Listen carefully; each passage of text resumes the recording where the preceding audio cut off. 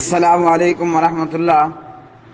جی پیارے بھائی، آپ کا سوال ہے کیا منت مانگنا جائز ہے، اور اگر منت پوری نہ کر سکیں یا منت مانگ کر بھول جائیں تو اس صورت میں کیا حکم ہے؟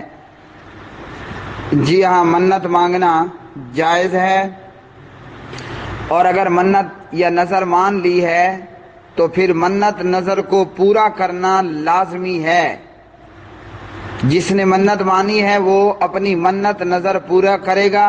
اگر مر گیا تو اس کا بیٹا بیٹی اس کی جو نظر اس نے مانی تھی منت، وہ بعد میں پورا کریں گے۔ اعوذ باللہ من الشیطان الرجیم۔ یوفون بالنذر، مومن اپنی نظروں منتوں کو پورا کرتے ہیں۔ سورۃ الدہر پارہ نمبر 29۔ ایک اور مقام پر اللہ رب العالمین نے فرمایا وَلْيُوفُوا نُذُورَهُمْ، مومنوں کو چاہیے کہ اپنی منتوں کو پورا کریں۔ سورۃ الحج۔ تو ان دو آیات بینات میں اللہ رب العالمین نے منت نظر، جو کہ ایک چیز ہے، منت نظر کو پورا کرنے کا حکم دیا۔ تو اس سے یہ معلوم ہوا کہ منت مانگنا ایک تو جائز ہے، مان لی ہے تو اس کو پورا کرنا بھی ضروری ہے۔ حضرت عائشہ صدیقہ طیبہ طاہرہ رضوان اللہ علیہا فرماتی ہیں، پیارے نبی صلی اللہ علیہ وسلم نے فرمایا جو شخص اللہ کی اطاعت میں نظر مانتا ہے اس کو چاہیے کہ وہ اسے پورا کرے، اور جو نافرمانی کی نظر مانتا ہے وہ نافرمانی نہ کرے۔ صحیح بخاری کتاب الایمان والنذور، باب النذر فی الطاعہ، مسند احمد، ابو داود، ترمذی، نسائی، ابن ماجہ اور بیہقی۔ تو اس حدیث سے بھی یہ معلوم ہوا کہ اگر کسی نے منت نظر مانی ہے تو منت نظر کا پورا کرنا لازمی ہے۔ ہاں اگر وہ گناہ کے کام پر ہے تو پھر اس کو پورا نہیں کیا جائے گا۔ اسی طرح سیدہ عائشہ صدیقہ رضی اللہ عنہا فرماتی ہیں نبی صلی اللہ علیہ وسلم نے فرمایا نافرمانی کے کام میں نظر جائز نہیں ہے۔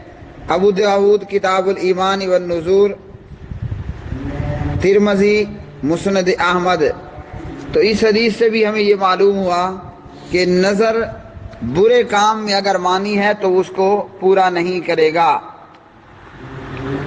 پیارے نبی صلی اللہ علیہ وسلم خطبہ دے رہے تھے، آپ نے دیکھا ایک شخص دھوپ میں کھڑا ہے۔ صحابہ سے پوچھا یہ کون ہے؟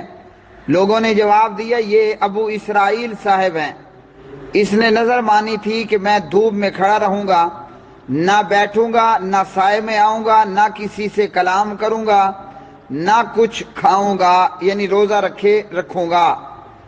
پیارے نبی صلی اللہ علیہ وسلم نے فرمایا اس کو حکم کرو کلام کرے، سائے میں آئے، کھائے پیے۔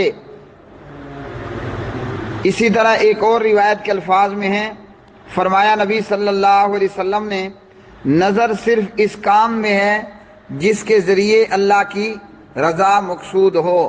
تو یہ نظر خود کو تکلیف دینے پر تھی، اس لیے اللہ کے نبی نے ایسی نظر کو پورا کرنے سے منع کر دیا۔ صحیح بخاری کتاب الایمان والنذور، اور اسی طرح ابو داود، ابن ماجہ، دارقطنی اور بیہقی۔ حضرت انس فرماتے ہیں رضی اللہ تعالی عنہ، نبی صلی اللہ علیہ وسلم نے ایک بڑی عمر کے بزرگ شخص کو دیکھا، وہ اپنے دونوں بیٹوں کے کندھوں پر سہارا لے کر چل رہا ہے۔ پوچھا کہ یہ کون ہے؟ لوگوں نے بتایا کہ اس نے پیدل چلنے کی نظر مانی ہے۔ آپ نے فرمایا اللہ تعالیٰ کسی کے اپنے نفس کو عذاب دینے سے غنی ہے۔ پھر آپ صلی اللہ علیہ وسلم نے اسے سوار ہونے کا حکم دیا۔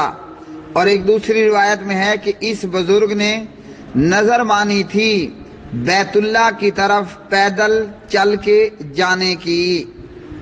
صحیح بخاری، مسند احمد، ابو داود، ترمذی، نسائی اور بیہقی۔ تو اس حدیث سے بھی ہمیں یہ معلوم ہوا کہ ایسی نظر ماننا جو بندہ پوری کرنے کے قابل نہ ہو وہ نظر نہیں ماننی، نہ اس کو پورا کرنا ہے۔ اب بیت اللہ کی طرف پیدل چل کر جانا، خود کو مشقت دینا، یہ غلط کام۔ تو جو لوگ قبروں کی زیارتوں کے لیے منت مان کر لاہور سے چکوال اور چکوال سے ملتان چل رہے ہوتے ہیں تو ان کا بھی یہ عمل غلط ہے۔ اسی طرح حضرت انس فرماتے ہیں ایک عورت نے بیت اللہ کی طرف پیدل چل کے جانے کی نظر مانی۔ پیارے نبی صلی اللہ علیہ وسلم سے پوچھا گیا تو آپ نے فرمایا اللہ رب العالمین اس کے پیدل چلنے سے بے پرواہ ہے اور آپ نے اس کو سوار ہونے کا حکم دیا۔ سنن ترمذی کتاب النذور والایمان۔ تو یہاں سے بھی ہمیں معلوم ہوا جب اللہ نے سہولت دی ہے، اللہ نے مال دیا، تو ایسی بے وقوفانہ حرکتیں نہیں کرنی چاہیے۔ آج کے دور میں بھی ہم نے دیکھا کہ بعض لوگ چائنا سے بیت اللہ کا حج کرنے کے لیے سائیکل پر نکل پڑتے ہیں۔ اللہ نے سہولت دی ہے، اللہ اس بات سے بے پرواہ اور غنی ہے۔ آپ کے پاس جہاز کی ٹکٹ موجود ہے، گاڑی کی ٹکٹ موجود، خود کو مشقت میں ڈالنا اور بیت اللہ کی طرف پیدل چل کے جانا یا سائیکل پر سوار ہو کر بیت اللہ کی طرف جو ہے وہ حج کے لیے چل پڑنا، یہ اپنے آپ پر ایسی سختی کرنی ہے جس کا اللہ نے حکم نہیں دیا۔